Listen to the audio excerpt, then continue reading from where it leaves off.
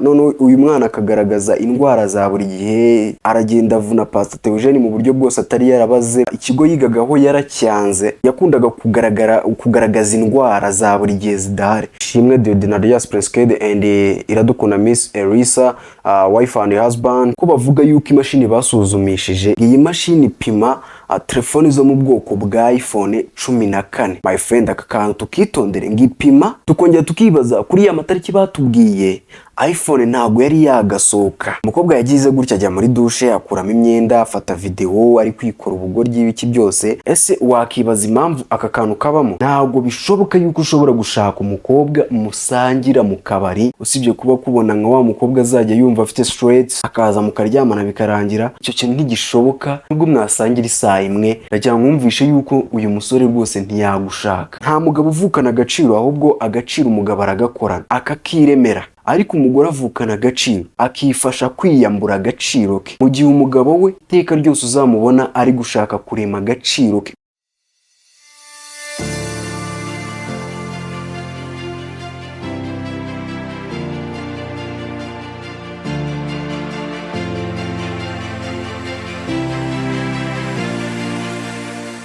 Yes, ndagusuje kandi ngo nikazo gukurikirana ibiganiro bya Day to Day. Njye umva Derek, tugiye kubana muri iki kiganiro kitari kigufi kandi kitari na kirekire cyane.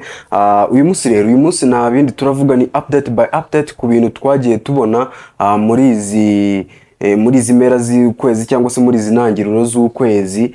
Hagati y'intangiriro ndetse n'impera hose turarebamo ibintu byagiye birangamo, saga zagiye ziba big. Uyu munsi rero turirukanga tuhita duhera kwa nyakwigendera Pastor Theogene ndetse na madamu we Asia ndetse n'umuhungu wabo wo twakita nka Keza, ariko akaba ari umwana bafashije mu bijyanye no kwiga ndetse n'andi masomo. Uyu Keza rero impamvu tugiye kumugarukaho nta yindi mpamvu.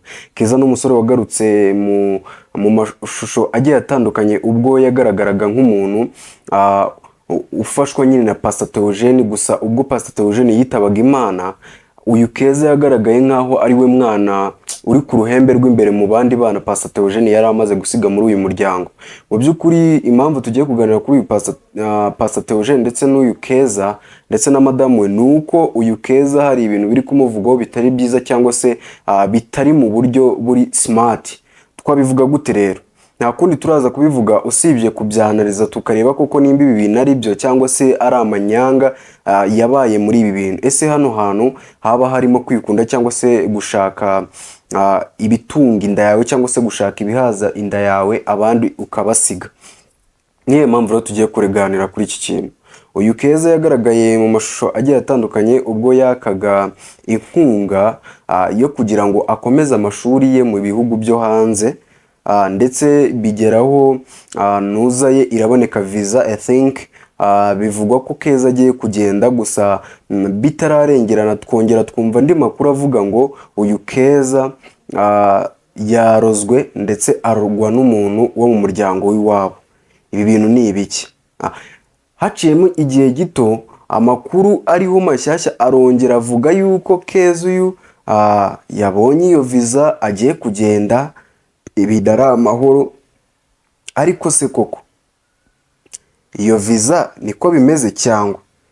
Ibyo bintu byose tugiye kubihuza tubyanarize turebe se uyu Keza ni gute ibi bintu yaba yarabyirukansemo, bimufitemo iyihe nyungu cyangwa se bifitiye inyungu ku muryango wa Pastor Theogene? Kuko it's fine, ni umwana bareraga n'umwana wabo. Rero niyo mpamvu tugiye kubireba, kuko hari amakuru atari meza ari kuvugwa kuri uyu mwana ndetse na Pastor Theogene. Before yo gupfa, hari aho yabanje gutanga ikiganiro muri church imwe runaka, yaransuye umwana ndetse imbere y'abantu, n'uyu mwana hicaye ahibereye amuvuga ibigwi bitari byiza, amuvuga nabi, ubona Pastor Theogene ababaye.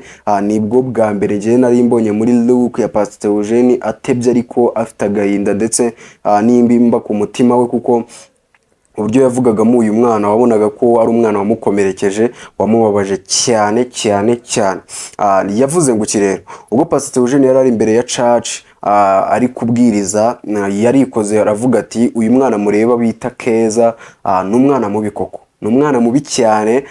Uburyo ki namwita mubi cyane, ni umwana wamaze kubona muvanye mu buzima yari arimo bubi bukakayimuzanye kugira ngo dufatikanye mufashe byibura amashuri ye ayiga yarangize. Abonye ibintu bimaze kumera neza, atangira kwirwaza, atangira kwirembesha ishuri, atangira gushaka kwimuka ku ishuri. Ubwo ngubwo muri make kwimuka ku ishuri dushatse kuvuga uyu mwana ikigo yigagaho yaracyanze. Ubundi yakundaga kugaragaza indwara za buri gihe zidahari. Ngo n'umwana washoboraga kuba yazamura umuriro kandi atarwaye, like ari muzima, wakihigamo indwara kandi wamureba ukabona ararwaye. Ariko nka Pastor Theogene nk'umukozi w'Imana yabaga azi cyane cyane ko yanivugiraga ko yabaye mu by'imihanda, ngo yabaga azi biri kujya mbere. None uyu mwana akagaragaza indwara za buri gihe, amafaranga spending kuri we iki, aragenda avuna Pastor Theogene mu buryo bwose atari yarabaze ko ariko bizamugendekera. Uyu mwana rero sometime ubwo yajyaga ku ishuri, Pastor Theogene baramuhamagara baramubwira ati yari afite director ukunda kumubwira amakuru y'umwana, amubwira ati none uyu mwana yasaze, hari ubwo uyu mwana yirwaje ibisazi rwose ngo yarasaze. Uyu director yamagaye Pastor Theogene amubwira ati none rya gini ryahinduye look, ntago ryaje mu bisazi, none umuhungu wawe yabaye ikiragi, uratabarire hafu z'umurere. Uyu Pastor Theogene yaragiye, gusa muri we yahise amenya impamvu umwana yigize gutyo. Kumbi uyu Keza ngo yari yanze ikigo Pastor Theogene yamujyanyeho ashaka ko bamuhindurira ikigo, arangije yigira ikiragi.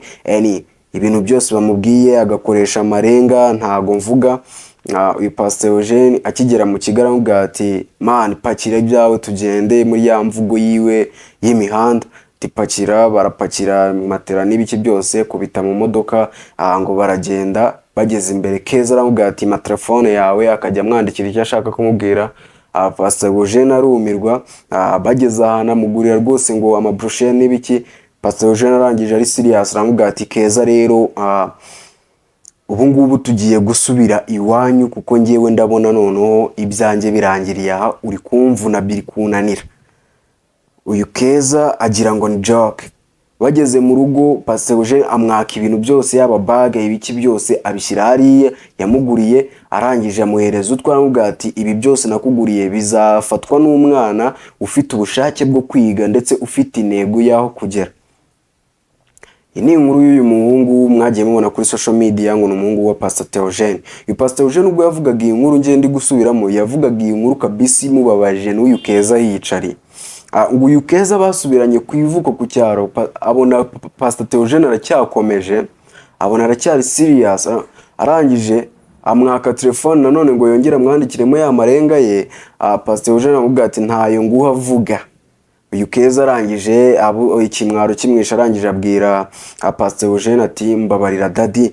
Pastor Theogene abaza abantu bari muri church ati ese mwebwe murabona uyu mwana bwo waba udakiranutse cyangwa nako nubwo waba uri umukristo kamagana wamugarura iwawe? Atariko ngiye nabirenzeho ndamugarura. After yo kumvuna ibintu byose ndamugarura. Ariga asoza amashuri ye. After yo gusoza amashuri ye, umwana icyo yabahembye ngo yazinze utuntu twe arigendera. Uwo munsi yarangije ni nabwo yahise akomeza. So what? Ngaho nguko inkuru y'uyu muhungu.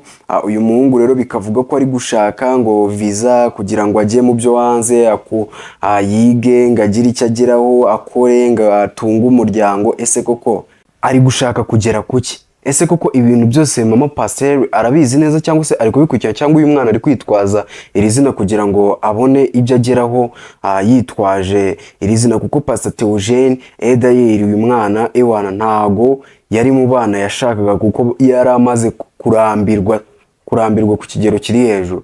So rero nta nubwo tubuze gutinda kuri aba bantu. Twagira tubamenyeshe aho amakuru ageze y'uyu Keza ukuntu imyitwarire ye n'ibiki byose ukuntu yabaga ahagaze. Ese kuko abantu bakibaza, benshi nagiye babikomantinga mbabona ati si uyu Keza koko for sure ni ibijyanye n'ubufasha bwe Pastor Eugene yamwifuzaga cyangwa ni ugushaka gusahura abantu, kuko uyu mwana bivugwa yuko yajyaga afata nimero, yajyaga afata abantu akabandikira mu message ati ni Pastor Eugene, uyu munsi tugiye kuburara, niba ari icyo mwadufasha mwakidufasha, ngo bajya kumwoherereza amafaranga bareba nimero bagasanga si ya Pastor Eugene. So akana ko nakabazo gakomeye cyane. So rero tudatinze turata tunyarukira kwa Prince Kid, Ishimwe Diodinarius Prince Kid and Iradukunda Miss Elisa, wife and husband. So nabo rero ntabwo turi buze kubatindaho, ahubwo turarasa ku ntego. Hari ubwo bari kuburana ku wa gatanu washize, baburanaga ku kintu kijyanye n'amajwi, gusa ya majwi hakaboneka urupapuro cyangwa se inyandiko y'abaganga bapimye aya majwi uko bari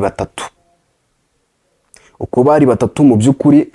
Niba ndi bubasomere, niba turabigenza ute, ariko ibyiza reka mbasomereho gatoya mubanze mwumve iby'aya majwi ni ibiki biherereye cyangwa se bimeze bite. Ndabasomera akantu gato gusa, ubundi twumve ingingo aba bantu bibandagaho, twumve se koko ibi bintu byari binyuze mu mucyo cyangwa ni ibintu by'ibihuha.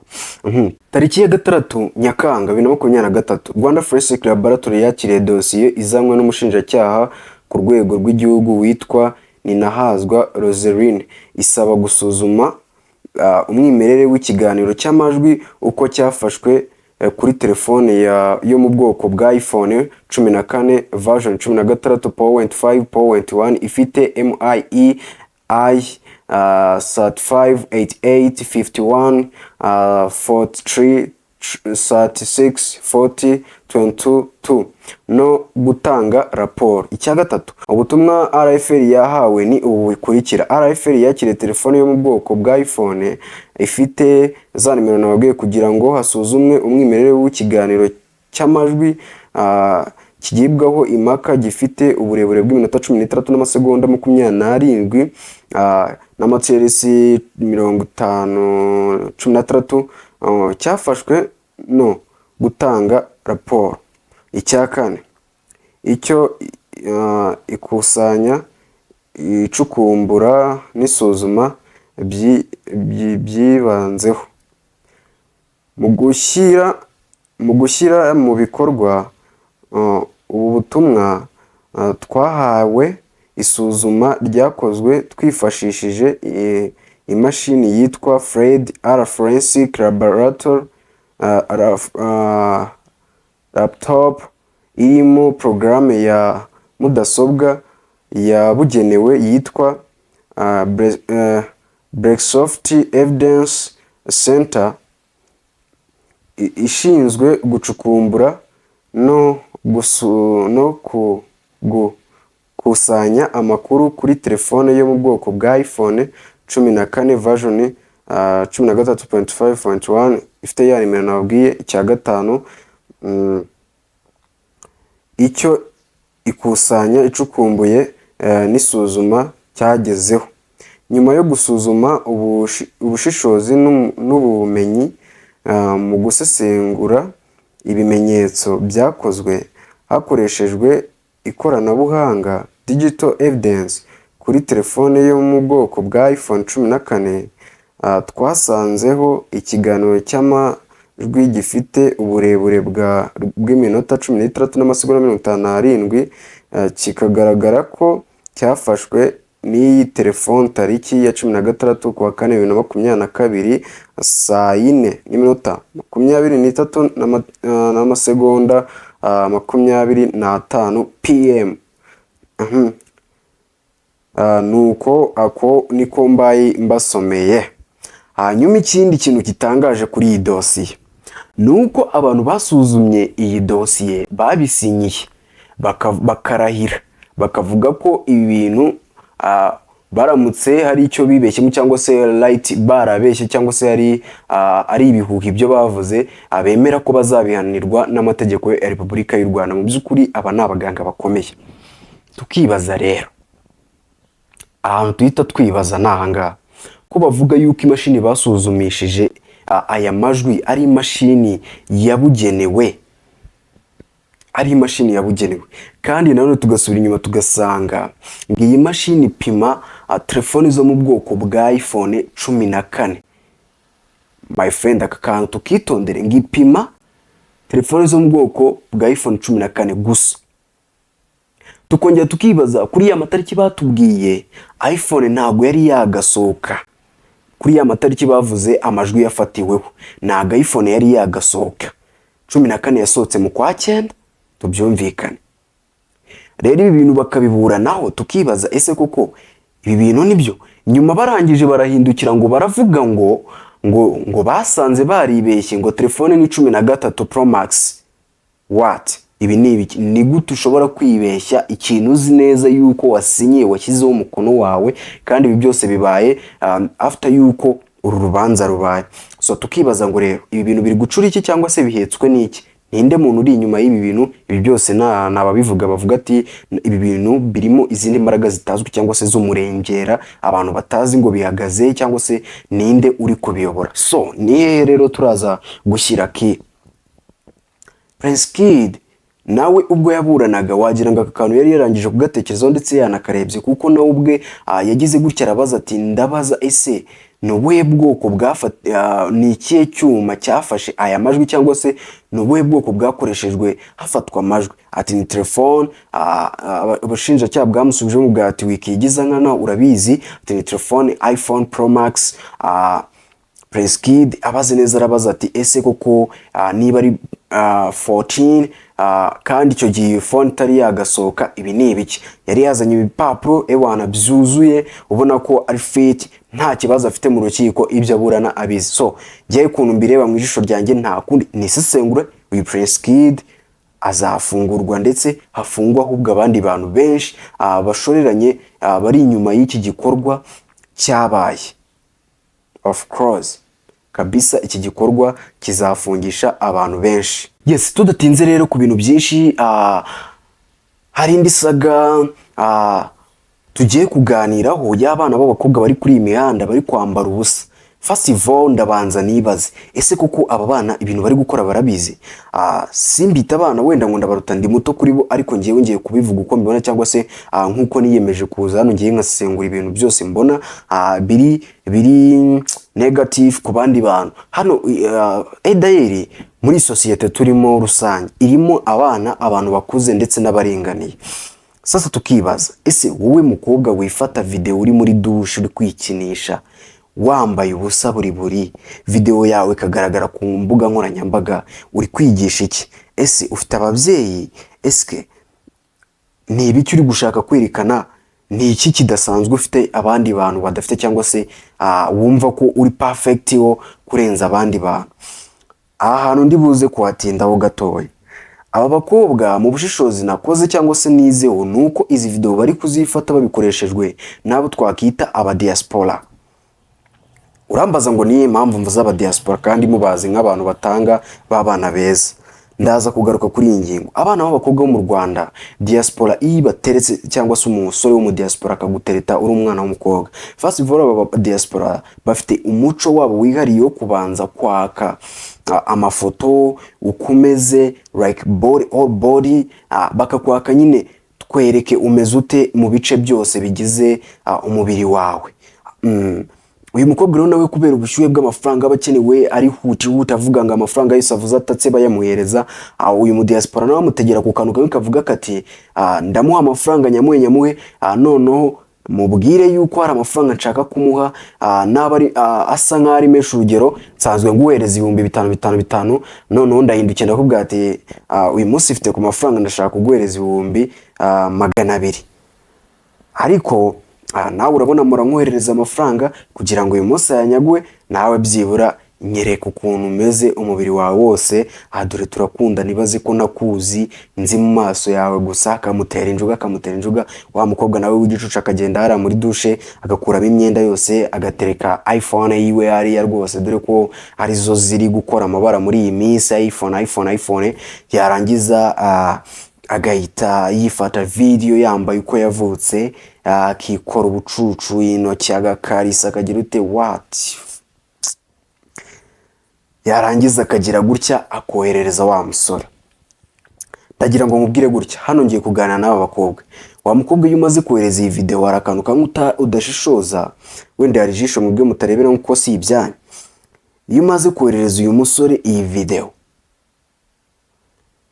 banza mu mutwe wawe ushyiremo akantu kavuga yuko uyu muhungu festival ntago muzagumana byiteka. Ibi bintu biza gake, kandi ni mugatandukana cyane cyane ari wowe biteye wa mukobwa we. Festival ibuka ko hari video wamuhaye, iyo video irahita ijyanze. Impamvu mbivuze nuko iyi video yacicikanye uyu mukobwa nuko gushyiraho ibintu by'urukozasoni kuri YouTube bitajya byemerwa cyangwa se bidakundwa, ni bibi nawe ubwawe wabushyigikiye cya kibi. Ubundi yakanyuzo mu kareba ubugurye, byibura uyu mukobwa nawe ubwo akigaye, ariko siko biri bugende, ahubwo turamwanaliza. Umukobwa yagize gutya ajya muri douche akuramo imyenda, afata video ari kwikora ubugoryi ibiki byose, arangije yohereza umuntu bamaze barakundanaga. Uyu mukobwa agira akatira uyu musore nawe arangije ashyira video hanze. Ese no bugoryi buri mu bakobwa no bucucu, mbwira nk'ikintu cyatuma ufata video wambaye ubusa uko wavutse. Ese ubundi bwo waba utagiye gutanga iyo video uba wizeye iki yuko ushobora gufata iyi video ikabiri safe? Ese ababyeyi baba bana, iyo nyine mureba abana banyu like mwumva bimeze bite? So mwige guha umuco abana, buriya nitukajye ducira imanza ababyeyi bakanira abana cyane. Iwana kamukanira umwana agakurana discipline ifatika, kwa yuko abo bana urabareka bakigira ibyo bari byo, ejo bakaza bahindutse ibindi. Sino ku bakobwa gusa, nk'umuhungu muzima ufata umukobwa bakundana babonanye bagize ute agafata video yagatereka hanze. Ese wowe mu mutwe we uburi rotate base, uburi iki nyine mu mutwe? Ese abari mu buhe bwinge butuma wafata video y'umukunzi wawe nubwo mwatandukanye, umuntu mwagiranye ibihe byiza ukayishyira hanze? Ese nubwo yaba ari umwanzi wawe, ibyo bintu koko wabikora? Ni ikibazo gikomeye cyane turi kwibazaho cyane kabisa. Ni ibibazo bikomeye my dear. Iki kibazo kiri big cyane pe, cyane. Hano ndaza kuganiraho gato n'abakobwa ndetse n'abahungu.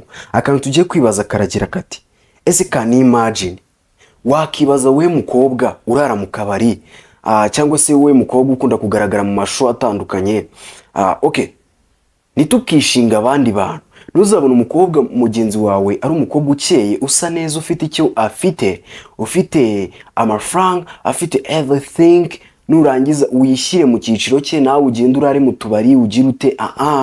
Please, ahantu reka tuwagane.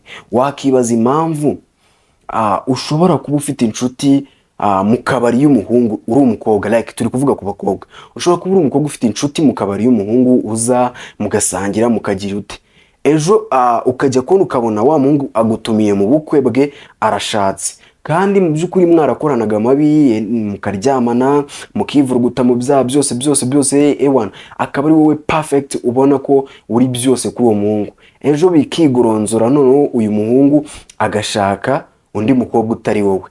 Ese wakibaza impamvu aka kantu kabamo? Impamvu dore ngiyi nyigusobanurire. Nuko mu by'ukuri icyo ni ikibazo kinoroshye cyane, nawe ubwo ushobora guhita wibaza. Ntabwo bishoboka yuko ushobora gushaka umukobwa musangira mu kabari mukageza saa 2, saa 3, saa 4, saa 5, nta nubwo ndengaho. Icyo kintu ntigishoboka. Nubwo mwasangira saa 1 muri kunywa inzoga, mwabwanutse kumwe tujya tubabona mu kabari, my dear, ndagira mwumvishe yuko uyu musore rwose ntiyagushaka, usibye kuba kubona nyine nk'umukobwa w'igikoresho w'agacucu mu mutwe, usibye kuba kubona nka wa mukobwa azajya yumva afite stress akaza mukaryamana bikarangira, usibye kubona nka gakobwa azaza agatera inda bikarangira, ukajya guserera n'ubuzima bwawe bugahita buba turn off, nta kindi kinakubonamo. So please be strong in your head, kubera yuko mufite mind iri negative cyane. Abakobwa cyane bano basamara, simvuze abakobwa, hari abakobwa bafite ubwenge babisobanukiwe, bakora imirimo ewana ava kuwambira ari super mu kazi ke ameze neza, ariko hari abo usanga wagira ngo akazi kabo bagahinduye akabari, bakibaza ese abandi bantu bose batajya mu kabari ni uko babuze amafaranga. Ahubwo be strong mu mutwe wawe, kuko ahantu hose ibintu byose bipfira mu mutwe. So rero mwa bakobwa mugenda mwiyandarika kuri iyi mihanda, first of all havuyeho yuko namwe ubwanyu mugiriwe impuhwe, hari n'abandi muri kwigisha badakeneye uwo mwanda wanyu, kandi hari n'abandi badashaka no kureba uyu mwanda wo kuri social media, bareba ubusa bwanyu mwirirwa mwikarisa mwigira iki mu madushe mu matwara. What? Ese ubundi uyu muhungu iyo akwatse ibintu wowe ubundi wumva ari urukundo gufitiye, wumva ari feeling, wumva ari iki ku buryo kwaka ibintu? Buriya reka mbabwira akantu mpora mbabwira, nzajya mpora nabasubirishamo. Nta mugabo uvukana agaciro, ahubwo aragakorera. Ariko igitsina gore kivukana agaciro. Agaciro k'umugore gahoraho, ubwe niwe ukavanaho. Ni ukuvuga ngo ndagisubiramo, nta mugabo uvukana agaciro, ahubwo agaciro umugabo aragakorana akakiremera. Ariko umugore avukana agaciro, ahubwo umugore akifasha kwiyambura agaciro ke.